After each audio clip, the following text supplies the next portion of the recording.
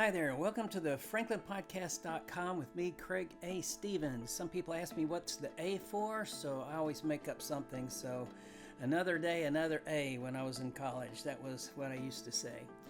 I'm also known as the Flags of America artist, and we're back with a fresh focus on celebrating the arts in the local Middle Tennessee area. Today's episode, we're coming to you straight from the Franklin Main Street Festival, right here with the Williamson County Arts Council. It's a perfect setting to highlight the creative spirit of our community. In this episode, we're interviewing Lori. Lori will explain more about herself in just a second, but Lori's work captures the emotion and beauty of our beloved animals which enrich our lives. Those pets, those horses and dogs, you'll see it in just a second. You'll get to hear her story and passion, and if you want to see her materials, her stunning artwork, head over to Lori Gus.art. This episode is proudly sponsored by the Change Mentor Academy. It's part of Westbrook Stevens, and at Westbrook Stevens, we serve both large enterprises and small businesses alike. With the small businesses, we can give you many complimentary things that will just help you be more profitable, help you engage with your employees, and help you be more efficient. So reach out to us. Most of what we do with the small businesses are all complimentary. Learn more about that at e-wbs.com. That's echo-whiskey-bravo-sierra.com. And let us help you look good to your employees and to your employers. And if you're curious about my art, go to craigastevens.com and see why they call me the Flags of America artist. Now let's dive straight into our conversation with Lori. Hi there, this is Craig Stevens. This is the FranklinPodcast.com, and I just met Lori. And Lori's part of the Williamson County Arts Council, and she's one of the artists, and we're here at her umbrella booth at the Franklin Festival, and I'm going to get Lori to explain some of her art and tell us a little bit about her. Well, we live in Hillsborough, Tennessee, but I have grandbabies up here, so I'm up here all the time. So I just joined the Art Council and just got the email that said, hey, pick a spot. So I did yesterday. So I came up here, and this is great. I really didn't know much about this event. So I'm looking forward to doing this year after year if I can. This is awesome. Yeah, this is a really good day. I held off because it said thunderstorms today.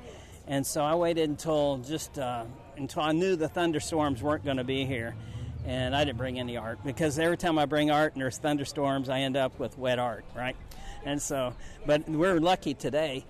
So how long you said you just joined the Williamson County, and when did you first hear about it, and when did you decide that this was something you wanted to do? Well, I grew up in Atlanta, but I met my sweet now husband like 14 years ago, and for us to get married, I was going to have to go to Kansas. He was a police officer there in Topeka. So, yeah, long story short, when he could retire, about 5 years ago, we moved down here because grandbabies started popping out in Nashville and Atlanta, so... Yeah. So you picked a really nice spot. Are you pleased with the Franklin area, the Williamson County? Yes. This is so beautiful, and what a beautiful main street. And they have an amazing art community here, as well as I do a lot of equine portraiture. So the equestrian community is amazing, and I'm I've been involved with Saddle Up. I was part of their fundraiser last Christmas, and want to continue with that too, because they do the equine assisted therapy. That's very interesting. We have a couple of things in common. I do art that documents every fallen police officer in the United States, and my daughter shows horses. She rides horses in different events, but she plus she's sounds like she might really fit in with the organization you're talking about. Would be really interested in that. But describe some of what I'm seeing. Well, a lot of the pieces that I brought this morning are examples of commissions. 90% of what I do is commission work. I do a lot of equine portraiture, a lot of dogs, a lot of family pets, but I also do a lot of wildlife. But yes, I've just brought some examples of portraiture. This white horse is my horse, so he posed for me, but this one is for sale. But he was, as a white horse. That's something maybe that someone would use as an over-the-sofa piece, And it looks like oil, right? Yes, it's oil on canvas. Mm-hmm. So it's oil on canvas, and the painting's for sale, not the horse. Right. And then I see a lot of dogs, I see a bear, and I see a lot of detail too. So how do you get so much detail in your artwork? What do you start? What's the background, and how do you start? What do you do? Well, I've always been, or I always float back to doing portraiture. So someone very wise told me one time when I was just struggling about, what I was going to do as a painter. And they said, Lori, do one thing and do it well. And so I see everything in portrait. So, yes, I start, with like a soft underpainting. And the thing about oil is you've got to learn to walk away, And so, yes, you have to do it in stages. But I tend to paint very thin, so the painting will be dry the next day, so I can go back and work on it more. But I think every day you come back to it and you begin to see more and more colors. So that's just kind of my process. So how long would it take you to do an oil, say the size of that horse, which is pretty big? It's 24 by 30, by 48? Yes, it is. Well, it's 24 by 48, I believe. I probably about 80 hours. Well, that makes sense, and that's pretty good for oil, right? Yeah, I think so, but I think it's also, I used to paint in watercolors as an illustrator. So I tend to paint with my oils in very, very thin layers like you would with watercolor. So how do you get the oil in thin layers? What do you do to make it thin? I blend it with some linseed oil a lot to make it, more smooth. But it does make it kind of translucent. So I just have to learn to paint that underlayer, the underpainting, and then come back to it. And again, like I said, it's the colors I couldn't see when I first started it. All of a sudden I see more.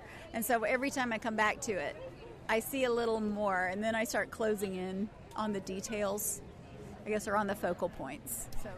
So I find when I paint, I'm doing 5 or 6 at a time, and I'm using the similar colors on the different paintings. What do you do more than one, or do you stick with one at a time? How do you do that?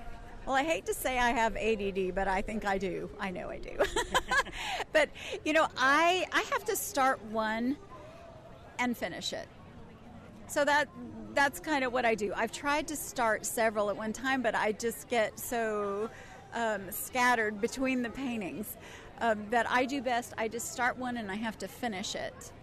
I always have like 5 that are unfinished, at a time. I will end up with 10 unfinished paintings, yes. So when do you know when it's finished? Because that's another big problem, right? You say you got to walk away from it, and sometimes it's like, I could do a little bit more.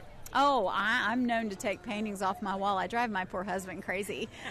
I see something because I'm staring at it every day, and I got to take it down. I got to rework something a little bit. But fortunately, since I do portraits, I'll paint it, and I turn it around and face it towards the wall, and I won't look at it for a week or so, and then I'll turn it back around, and then I can finally, decide whether it's finished or not. Well, I see some cards, so you must scan them. Who do you get to scan them? I use Art Warehouse in Chattanooga. They are amazing, and they make prints prettier than the paintings.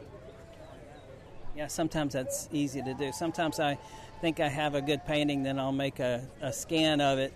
Then I'll say, well, maybe if I tweak this color a little bit, or I'll paint a whole different scene with that same background on top of the on top of the canvas giclée or something. Yes, yes.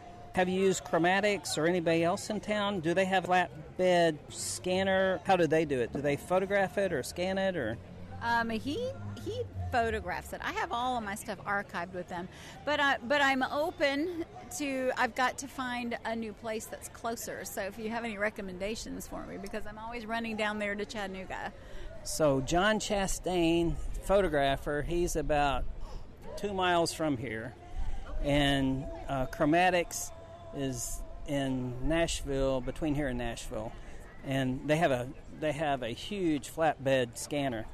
Okay. Yes, because I definitely need to find somebody up here and somebody that will sit down with me and, we kind of color adjust together. So, but yeah, thanks for that. I will look into those. Well, Lori, that was really interesting. I really appreciate you spending the time with us. Can you let everybody know how to get a hold of you? Yes, well, I have a website, and so it is lorigus.art. So it's really easy. Yes, it's LORIGUS.ART. But also, you can call me. I do best with just text me, call me, 912-996-3567. I'm in Hillsboro, Tennessee. And my email is lorigus.paints@yahoo.com. So that's LORIGUS.PAINTS@yahoo.com. Very good. So let's see, the phone number one more time for people who didn't write it down. Okay, 912, I know it's a Savannah number, but yes, it's 912-996-3567. Thank you. All right, that wraps up another great episode of the FranklinPodcast.com, where we celebrate the heartbeat of Middle Tennessee through art, business, and community.